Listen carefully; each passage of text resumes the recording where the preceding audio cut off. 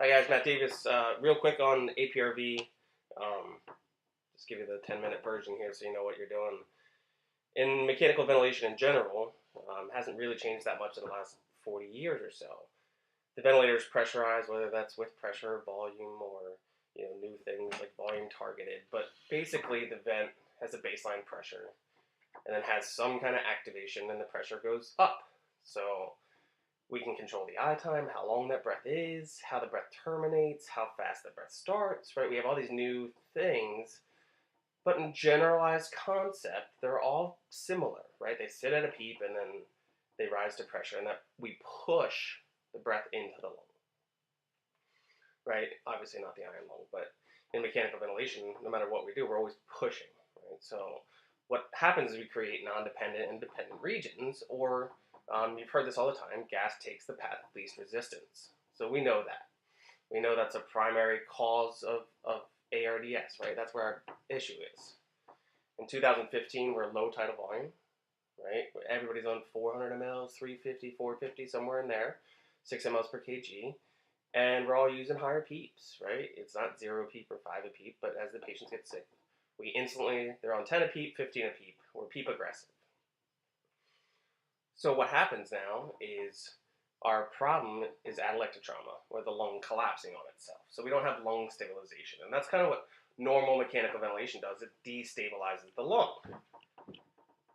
So the primary reason that Aprv works is that it's lung stabilization because we share the load, right? So what happens is you have different lung units, right? So we just draw an alveoli, right? And we draw them like this, whatever. They don't actually exist like that, we know that. What happens is we have sick lung, right? And non-sick lung. So when we push the gas in, right, especially faster than the time constants, right? If we're looking at time constants, right, if you're exceeding them, right, you're not allowing enough time, then this one's not going to get enough gas. So what happens is you overdistend this one, right, and you don't get this one. Right, this one's allostatic, this one's overdistended, we destabilize the lung. So we kind of talk about that as the lung in the whole, as a whole, right? Not just alveoli to alveoli, but different pockets here and there. So what Aprv is trying to do is to use the entire lung to share the load, right? The total amount of force from the breath, or any kind of push from the ventilator, we want the entire lung to share that, right? So Aprv is kind of like a continuous recruitment maneuver, right? That makes sense. So normal recruitment maneuvers, the reason why they don't work, right? We can't prove that they work. We can't prove that incentive spirometry works, right? Well, the reason is, sure, during the maneuver, you recruit the lung or open the lung. But then as soon as you stop what you were doing, right, it goes back the other way. So the patient can take their IS, lungs are open, they're getting a liter and a half, but when they get an x-ray at 4 a.m., they still have atelectasis. Well, they have pain and they're not breathing deep, so just keep it as simple as that.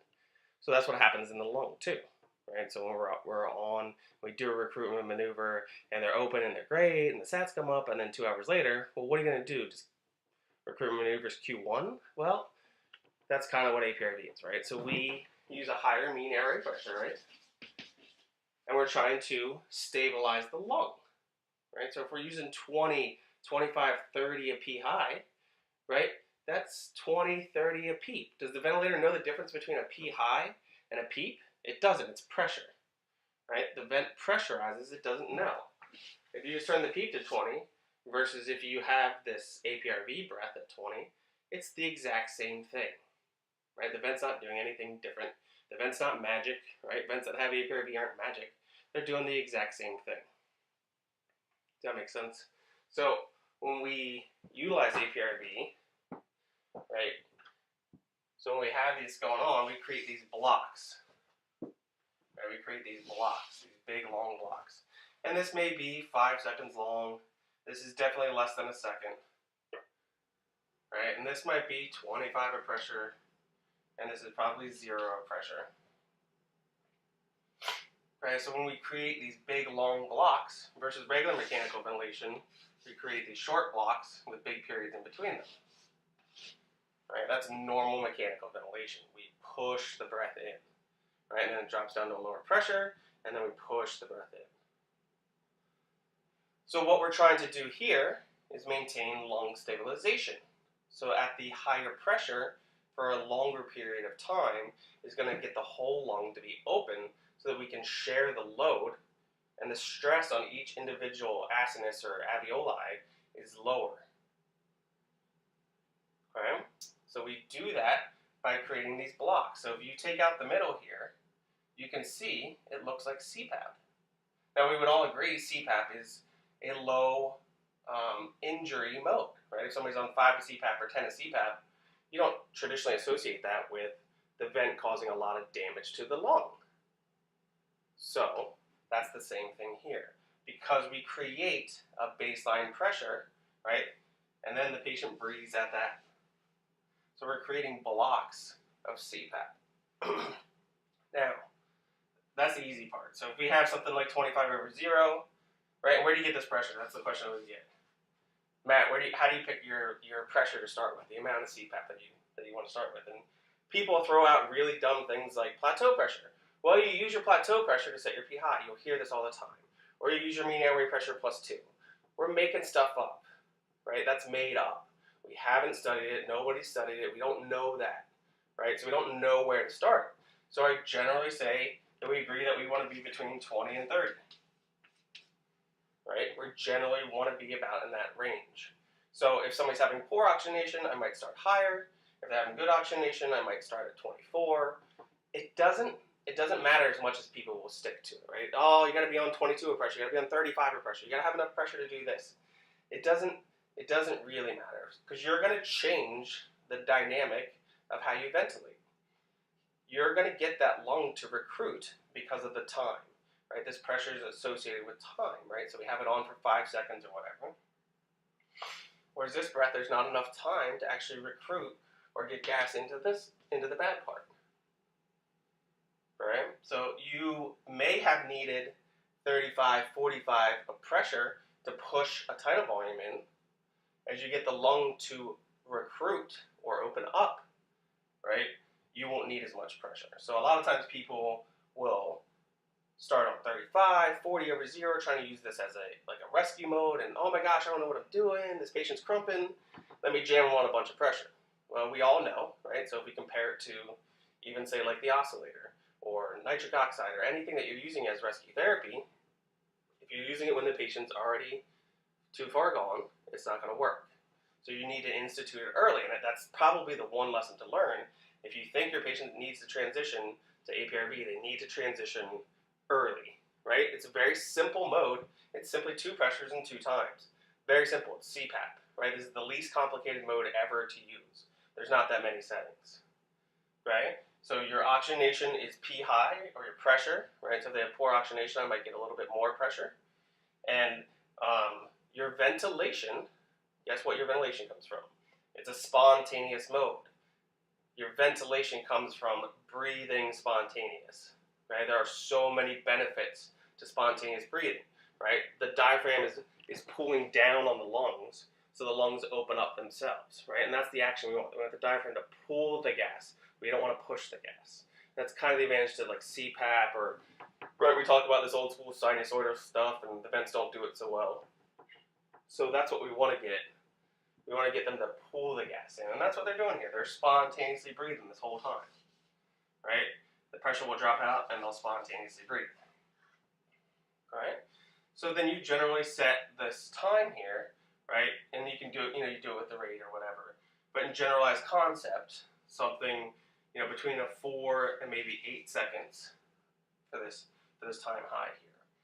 So that number is not as important as you think it is, and people will play with that, trying to stretch them out and stuff like that. That number is not as important. And you want to go on the longer side. People will tend to want to go on the shorter side. Oh, my CO2 is a little high. Let me keep shortening that up, right? Because the shorter you go, right, the more it will obviously, higher mechanical rate. You really want the patient to do that. And we also have to live in this concept of, do we need a CO2 of 40, right? And there's nothing wrong with a little acidosis, and we can talk about that for days. I'm trying to keep this a little short. But maybe they have a CO2 of 45 or 50 or 55 that never killed anybody, and humans kind of like acidosis, and especially during critical care when we're trying to use something like Aprv, them being slightly acidotic, 730, maybe even 7.28 is probably acceptable. Definitely helps with distal oxygen delivery, right, as we shift our curve. So one tricky part to the settings that we get incorrect a lot of times is this: how do we set this secondary time in there, right? So how long do we let them depressurize? The key is you want them to depressurize the least amount of time as possible, okay? We're looking for lung stabilization. You don't want that pressure to come all the way to zero. In fact, depending on the vent that you're using, you'll see like 1 or 2 of just PEEP reading, right? The PEEP reading will be at like 2 all the time, and people will be like, what is that? Well, that's what you're doing. You're creating auto PEEP. Now, can you measure it? You can't really measure how much auto PEEP's there, and you shouldn't be anyways, right? You have a patient you're trying to maintain at a high mean airway pressure, so who cares what the actual volume, or the actual pressure, the actual pressure of auto PEEP that's in there? I don't really care. Again, I have 25, right? So here we have 25. I'm going to trap something less than that because the pressure drops. So if they auto PEEP at 5 or 8, I don't really care. It's not like normal mechanical ventilation where we're going to push this breath in, right? And then we have this PEEP. So if we start stacking and we build up auto PEEP, and then we're going to push breaths up on top of it, right? That's when we're worried about pneumos or whatever. It's too much volume in the lung. In the Aprv, because we're dropping the pressure to 0, right? We're allowing that breath to come out. We don't care about auto PEEP, right? So the tricky part is how long do we allow this to go? So we look at our exhaled, right? So normally our exhalation, our flow pattern, right? So flow would normally go all the way down to baseline. So the peak of the mountain here, right, is our peak expiratory flow, or PEFR, either one. If you want to put the R on there, you can PEF or PEFR. And then when our flow ends, when the breath exhalation ends, that's our end expiratory flow rate. Right? So what we want to do is we don't want the lung to collapse. So to do that, we keep this ratio at about 75%. Again, no randomized control trial, not huge studies on this. We can't swear by it, but this is where we're going to get the best lung stabilization. We don't want the lung to collapse, right? So if we just let it sigh down just a little bit, remember the whole lung is working. The whole lung is working. And you're going to see that in your volumes, right? So even though you're going to drop this out just a little bit, right, we're only going to exhale 25%, or flow deceleration of 25%. You're still going to see an adequate tidal volume. And don't get fixated on the tidal volume. That's the other thing. Oh, we're supposed to be doing 6 mLs per kg. This isn't that. And if you talk to the ARDSNet guys, right, so they studied volume ventilation, single volume ventilation. They didn't study Aprv and what the tidal volume should be in that. They studied single volume. So that's got to go out the window, right? If they have a tidal volume of 1 liter, who cares? It's not too much pressure. And, the pressure is too high, like my tidal volume's 1.5 liters. Who really cares, right? It's not doing damage to the lung, right? I'm a 6 foot tall guy. My total lung capacity is 5 liters. 5 liters. So a liter tidal volume isn't really that bad. It's the pressure, the stress that gets generated when you're doing that. But if you set a ventilator to 1 liter, like we used to back in the day, right? Everybody would come out to the old surgical ICU, 8 by 1,000, 0 PEEP. The amount of stress, the push, right, especially from 0 pressure, just destroying lungs. I mean, people would have 4 chest tubes. That was normal. You get a Swan, an Art line, 4 chest tubes, and intubated. Welcome to the ICU. Well, we don't do that anymore. But the difference here is, again, they're going to be exhaling down from the pressure. And so they're at 25 of pressure. And then if they want to exhale 1 liter, sometimes humans like to do that, right? Our volume is highly variable. Sometimes there's too much volume in there. Sometimes there's not enough. So what we want to do is our EEF-PEF ratio is 75%. So if you divide EEF by PEF, and you're going to get something that looks kind of like that. And people are going to feel like that's not enough exhalation. Like, well, they should be going down to like halfway or 25% or something like that. In reality, that's about all you want to let it out. Again, you don't want the lung, we don't want that atelectic trauma, right? That opening and closing of the lung, that every time we exhale or we get down to PEEP, the lung deflates and then re-inflates. So we're trying to stay away from that. We want to maintain a nice, healthy lung volume and let the patient spontaneously breathe. So we're going to take care of the lung, right? We're going to recruit the lung and then let the patient do the rest of it, right? So they're going to have to control their CO2 and hopefully, again, you're at a higher mean airway pressure. All of the things that we do, so such like the oscillator, right, is very good at oxygenation. Why? It's at a much higher mean airway pressure, right? We don't have means of 9 and 15. We have mean airway pressures of 20 and 25. So this is the tricky part. You never change this.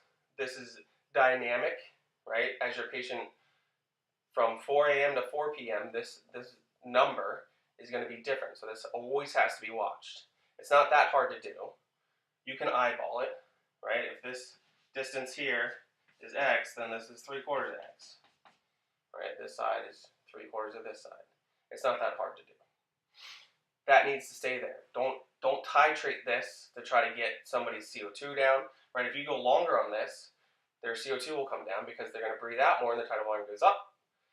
And the lung is now collapsing more to get that volume out. So it's more about lung stabilization, right, instead of trying to fix the numbers. And sometimes it takes 4, 6, 8. If they're really sick, it takes a day or two, right? It really takes a day or two. Sometimes you'll get them onto this, and their blood gases will actually get worse. But if we look at morbidity and mortality of stuff, we can't link PaO2 to morbidity and mortality. We can't do it. We've done tons of studies. Patients with good PaO2s don't survive over patients with bad PaO2s, right? We don't normally have patients that die from high CO2s. It's very rare you have somebody had a CO2 of 110, we couldn't figure it out, and they died from severe acidosis. No, what normally happens is the complications of mechanical ventilation then send that patient into ARDS, and they go into multi-organ system failure, et cetera, and they die from that. They don't necessarily die from a high CO2 or a low PaO2. So what we're trying to do here is minimize lung damage. And that's kind of the key to Aprv, is that we're going to minimize lung damage, keep the lung nice and open, not sweat the CO2 at 55. You know, what PaO2 do you need? You know, maybe 55, 60 is all we kind of need to survive. And maintain those lungs open. Give them a day or two to heal and rest. It's a human body. It will try to heal itself. And then eventually get the patient off.